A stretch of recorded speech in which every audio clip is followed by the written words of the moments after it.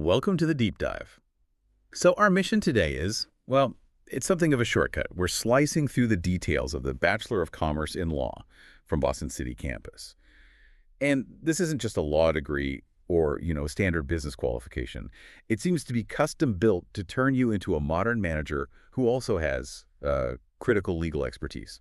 Precisely. We're really looking at why this degree creates such a valuable corporate leader, someone who comes equipped with this blended expertise of commercial skill and legal principles.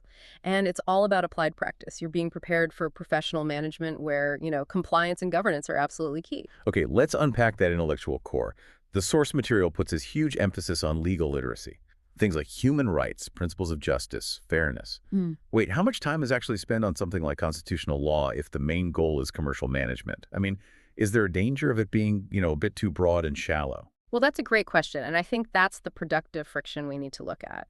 The insight here is that this dual focus actually turns that legal knowledge into a kind of a risk management superpower for the corporate world.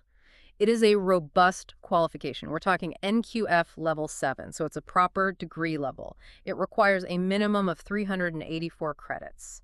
And yes, it covers foundational law, but the whole point is to apply it directly in commercial contexts. So business, finance, HR, mercantile law. That's the focus. And its serious application is confirmed by the accreditation, right? It's recognized by the FSCA, the Financial Sector Conduct Authority. It immediately tells you this degree is aimed squarely at the highly regulated side of business. Absolutely. And what's fascinating here is how that knowledge translates directly into these really dynamic job titles, roles that need both a manager and a legal mind. So what specific jobs does this blended expertise actually unlock for someone? This qualification is highly practical. It prepares you for roles that inherently bridge that gap between legal requirements and getting things done. Think about it.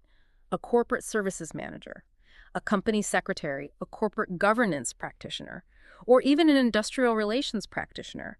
And with the global focus on ethics and climate, we're also seeing key roles like risk identification officer or even sustainability manager. That makes perfect sense. And the practical skills they list really reflect that.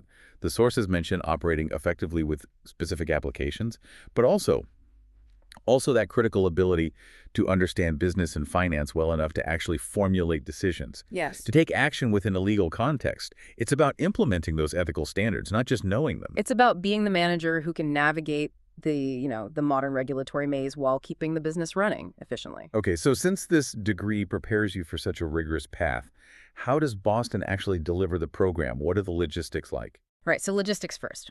Minimum study time is 3 years, which is 6 semesters. But you have a lot of flexibility, which is key. You've got a maximum of 9 years to complete it. And the whole tuition structure is designed to be highly flexible and online. And here's the differentiator that I think saves you time and money. They explicitly state they do not work on a point system for entry. And on the cost side, which is often the biggest shock for students, all your textbooks are included in the fees. That could potentially save you thousands of rands right off the bat. Oh, those details are massive accessibility differentiators. A huge deal.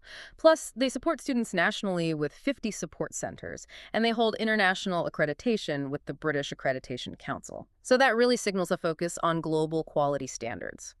So what does this all mean for you? This deep dive shows the BCom law is a very deliberate pathway. It's a way to become a manager who truly understands why commercial activity has to adhere to principles of justice. It positions them as really an essential figure in modern corporate governance. And if we connect this to the bigger picture, the goal is to cultivate managers who can not only deliver profitability, but who can also actively cultivate a prosperous, compliant organization. So the takeaway thought for you, the listener, is this. If corporate governance really is the future, how essential does this specific blend of legal, ethical, and commercial literacy become for every single major leadership role?